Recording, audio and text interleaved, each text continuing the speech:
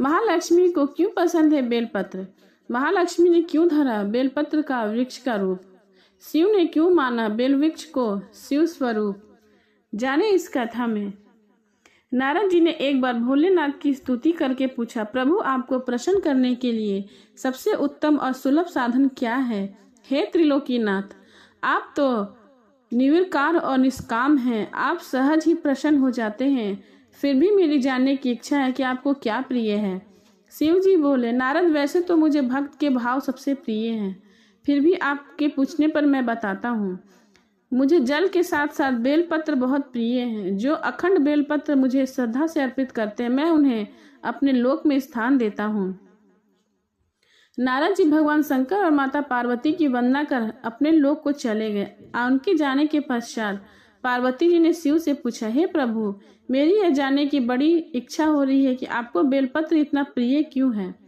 कृपा करके मेरी जिज्ञासा को शांत करें। शिव जी बोले, हे शिवे, बिल्व के पत्ते में मेरी जटा के समान उसका तिपत्र यानी 3 पत्ते ऋग्वेद, यजुर्वेद और समावेद हैं। शाखाएं समस्त शास्त्र का स्वरूप हैं।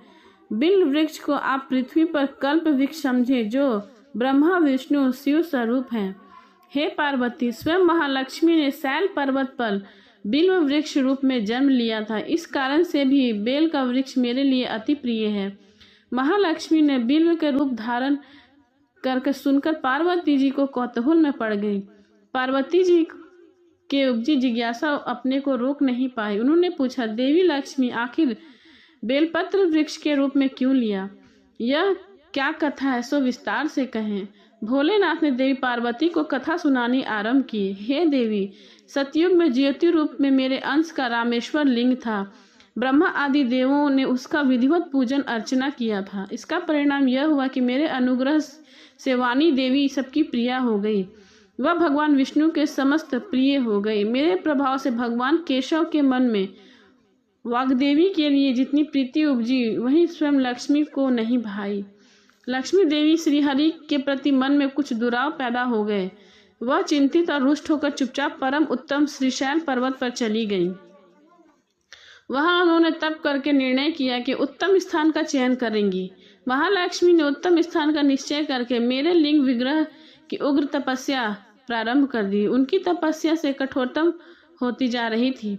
हे परमेश्वरी, कुछ समय बाद महालक्ष्मी जी ने मेरे लिंग विग्रह से थोड़ा ऊर्ध्व में एक वृक्ष का रूप धारण कर लिया। अपने पत्तों और पुष्प द्वारा निरंतर मेरी पूजा करने लगी। इस तरह महालक्ष्मी ने कोटि वर्ष, 1 करोड़ वर्ष तक घोर आराधना की। अंत में उन्होंने मेरा अनुग्रह प्राप्त हुआ। मैं वहां प्रकट हुआ और देवी से इस घोर तप की आकांक्षा पूछकर वरदान देने को तैयार हो गया। महालक्ष्मी ने मांगा कि श्रीहरि के हृदय में मेरे प्रभाव से वाग्देवी के लिए जो स्नेह हुआ वह समाप्त हो जाए। शिव जी बोले, मैंने महालक्ष्मी को समझाया कि श्रीहरि के हृदय में आपके अतिरिक्त किसी और के लिए कोई प्रेम नहीं है। वाग्य देवी के प्रति उनका प्रेम नहीं, अपूर्ति श्रद्धा है। यह सुनकर लक्ष्मी जी प्रसन्न हो गए। पुनः श्री विष्णु के हृदय की स्थित होकर निरंतर उनके साथ विहार करने लगी।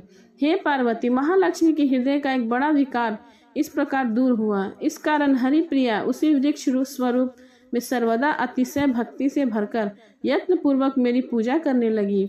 हे पार्वती, इस कारण बेल का वृक्ष, उसके पत्ते, फल फूल आदि मुझे सब प्रिय हैं। मैं निर्जन स्थान में बेल वृक्ष का आश्रय लेकर रहता हूँ।